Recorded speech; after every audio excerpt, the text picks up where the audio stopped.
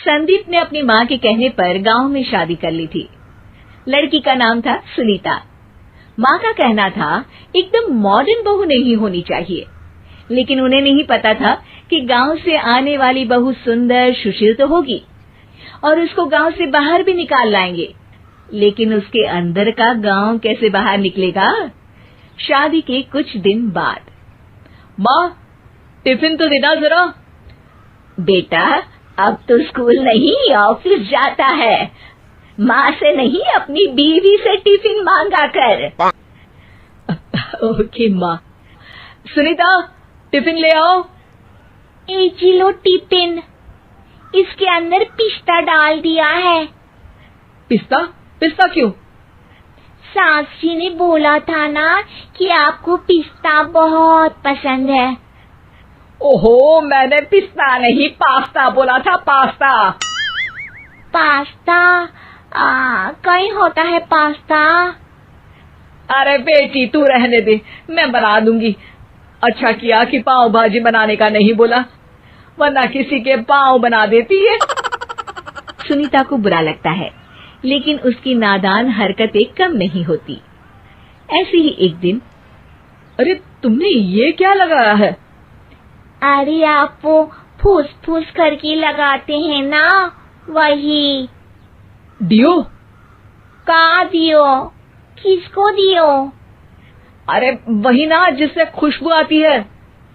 हाँ सही पकड़े हैं। अच्छा लेकर तो आना। कौन सा डियो लगाया तुमने? अभी लेकर आते हैं जी। संदीप की बात मानकर सुनीता अंदर से खुशबू वाला फुसफुस लेकर आती है। ओएमजी! ओएमजी मतलब ओ माय गणेश ना। अरे ओएमजी छोड़ो, और ये खुशबू वाला फुसफुस की बात कर रही थी तुम? हाँ इसी की, फिर से सही पकड़े हैं। अरे देवी, लेकिन आप सही नहीं पकड़े हैं, ये डियो नहीं है। डियो नहीं है तो क्या लियो है? अरे ये रूम फ्रेशनर है, जिसको कमरे में छिड़कते हैं, खुद पर नहीं। कोई बात नहीं, माँ कहती थी आत्मा किराएदार है, शरीर एक किराए का कर्म। हम शरीर पे ये डाल लिए तो क्या फर्क पड़ जाएगा। अरे बहू, ओ बहू, मेरे लिए फल तो ले आ, फिर मैं बाजार जाऊंगी। सुनीता अपनी सास के लिए फल लेकर आती है। अरे बेटा, पपीता, तरबूज और सेब फल ऐसे कैसे खा लूं? काट कर तो ले आ। माँ जी, मेरे गांव में तो खेत से उठा के सीधा खा लेते हैं। अरे ये तेरा गांव नहीं है ना। अरे संदीप, तू ही कुछ समझा देना इसको बेटा।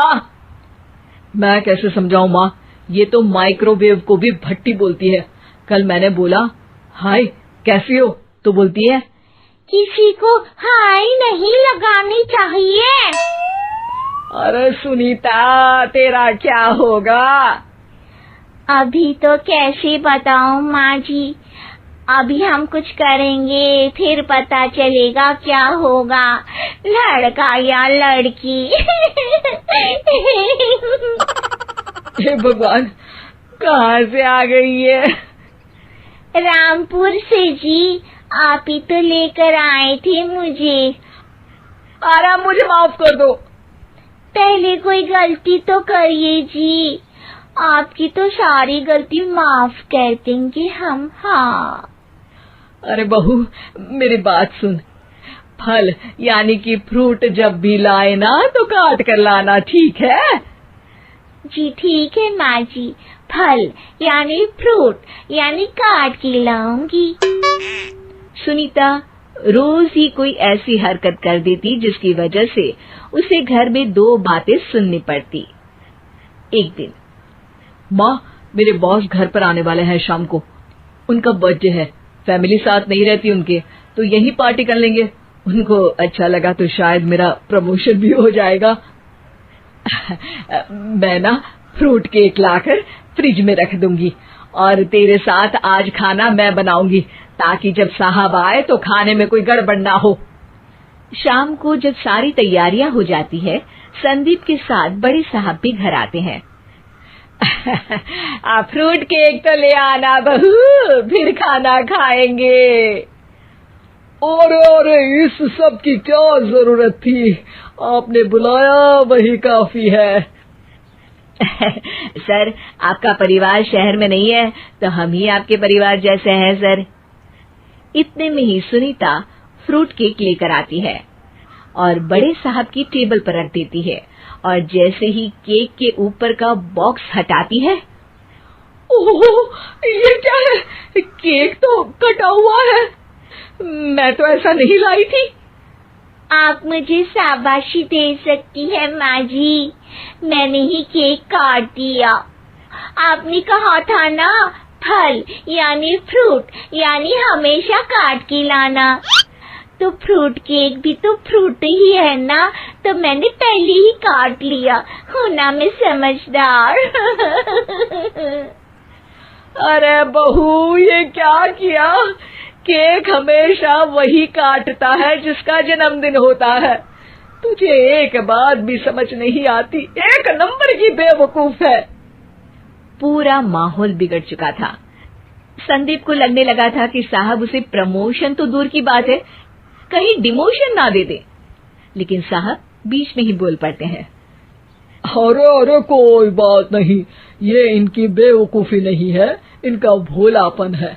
बेटा आप कहाँ से हो? रामपुर गांव से। अरे वाह, गांव से? फिर तो आपके गांव में ताजे फल और सब्जियां मिलते होंगे। हाँ, सही पकड़े हैं। हम तो काटते भी नहीं, सीधा खा लेते हैं। मैं ना एक बार तुम्हारे गांव घूमने जरूर चलूंगा। क्यों संदीप, ले चलोगे ना? मुझे गांव घूमना बहुत पसंद है। बस फिर क्या था, संदीप और सास दोनों खुश हो गए, क्योंकि साहब को सुनीता ने गांव की बात करके खुश कर दिया था। अब संदीप का प्रमोशन पक्का था। शिक्षा, कभी भी किसी भी गलती पर घबराना नहीं चाहिए। हो सकता है कि उस गलती की वजह से आगे बड़ा फायदा हो जाए।